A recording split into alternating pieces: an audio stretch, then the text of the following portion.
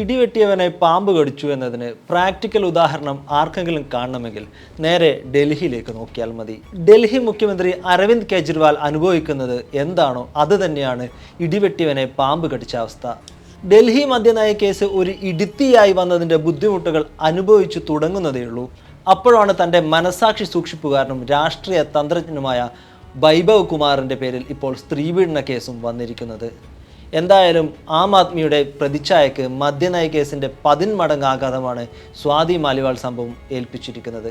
ആരുടെയൊക്കെയോ ഭാഗ്യം കൊണ്ടും സുപ്രീം കോടതിയുടെ ദയാവായ്പ കൊണ്ടും എങ്ങനെയൊക്കെയോ ജാമ്യം ലഭിച്ച് പുറത്തിറങ്ങിയതായിരുന്നു കേജ്രിവാൾ. ഞങ്ങൾ ഈ കേസിൻ്റെ മെറിറ്റിലേക്ക് കടക്കുന്നില്ലെന്നും തിരഞ്ഞെടുപ്പ് പ്രചാരണത്തിൽ പങ്കെടുക്കുവാൻ ജാമ്യത്തിൽ വിടുന്നു എന്നുമായിരുന്നു കേജ്രിവാളിന് ജാമ്യം നൽകിക്കൊണ്ട് സുപ്രീം കോടതി പറഞ്ഞത്. അതായത് ഇന്ത്യൻ തിരഞ്ഞെടുപ്പ് ചരിത്രത്തിലെയോ രാഷ്ട്രീയ ചരിത്രത്തിലെയോ ഒരുപക്ഷെ ആദ്യത്തെ സഹതാപ ജാമ്യം. അതായിരുന്നു കേജ്രിവാളിന് സുപ്രീം കോടതി നൽകിയത്. മുഖ്യമന്ത്രി ഓഫീസിൻ്റെ പരിസരത്ത് പോലും കാലുകുത്തിയേക്കരുത് എന്ന കർശനമായ നിർദ്ദേശവും കോടതി നൽകിയിട്ടുണ്ട്. ജൂൺ 2-ന് ജയിലിലേക്ക് കേജ്രിവാൾ തിരിച്ചു കയറുകയും വേണം. എന്നാൽ ഈ ഒരു ചെറിയ സമയം വിനിയോഗിച്ചുകൊണ്ട് ഒന്ന് രക്ഷപ്പെടാൻ ശ്രമിക്കാം എന്ന് ഉള്ളിൻ്റെ ഉള്ളിൽ എവിടെയോ കേജ്രിവാളും ആഗ്രഹിച്ചിരുന്നു. നിങ്ങൾ വോട്ട് ചെയ്താലേ എനിക്ക് ജയിൽ മോചിതനാകാൻ സാധിക്കൂ എന്നൊക്കെയുള്ള അദ്ദേഹത്തിൻ്റെ വാക്കുകൾ ഇതിനുദാഹരണമാണ്. അങ്ങനെ ചെറിയ രീതിയിലെങ്കിലും കേജ്രിവാൾ കണ്ട സ്വപ്നങ്ങളെ പൂർണ്ണമായും തല്ലിക്കെടുത്തിക്കൊണ്ടാണ് സ്വാതി മാലിവാൾ രംഗപ്രവേശനം ചെയ്യുന്നത്. എന്തോ ആവശ്യത്തിന് ഡൽഹി മുഖ്യമന്ത്രിയെ കാണാൻ പോയ സ്വാതി മാലിവാളിനെ കേജ്രിവാളിൻ്റെ പേഴ്സണൽ അസിസ്റ്റന്റ് വൈഭവ് കുമാർ ആക്രമിച്ചു എന്ന വെളിപ്പെടുത്തലാണ് ജനം പിന്നീട് കേൾക്കുന്നത്. വൈഭവ് കുമാർ തന്നെ 7-8 തവണ അടിച്ചെന്ന് ആരോപിച്ച സ്വാതി മാലിവാൾ തൻ്റെ നെഞ്ചിലും വയറിലും ഇടുപ്പ് ഭാഗത്തും അയാൾ ചവിട്ടിയെന്നും തുറന്നു പറഞ്ഞിരുന്നു.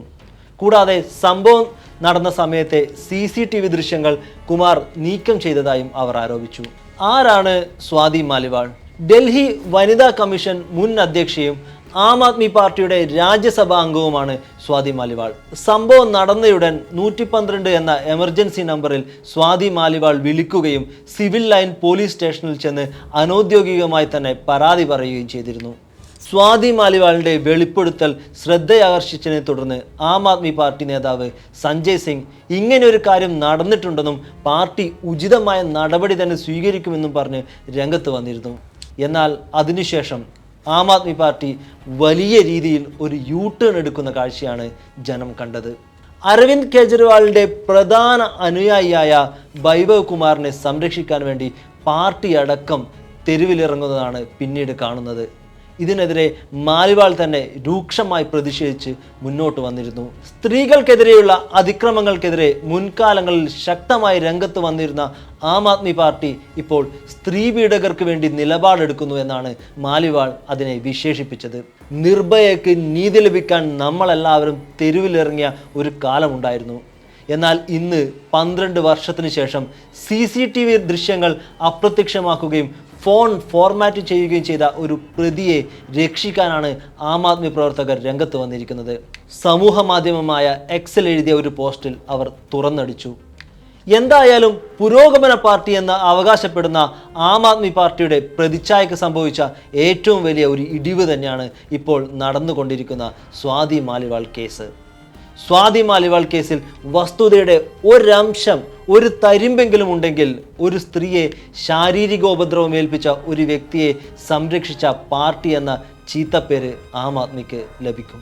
ഡൽഹി മദ്യനയ കേസ് ഏൽപ്പിക്കുന്നതിനേക്കാൾ വലിയ ആഘാതം തന്നെയായിരിക്കും അത് കേജ്രിവാളിൻ്റെ പാർട്ടിക്ക് നൽകുക. ഒരു പക്ഷേ ആം ആദ്മി പാർട്ടി തലവൻ അരവിന്ദ് കെജ്രിവാളിൻ്റെ ശവപ്പെട്ടിയിൽ അടിക്കാൻ പോകുന്ന അവസാന ആണിയും ഇത് തന്നെയായിരിക്കുമെന്നാണ് പൊതുവെ വിലയിരുത്തപ്പെടുന്നത്.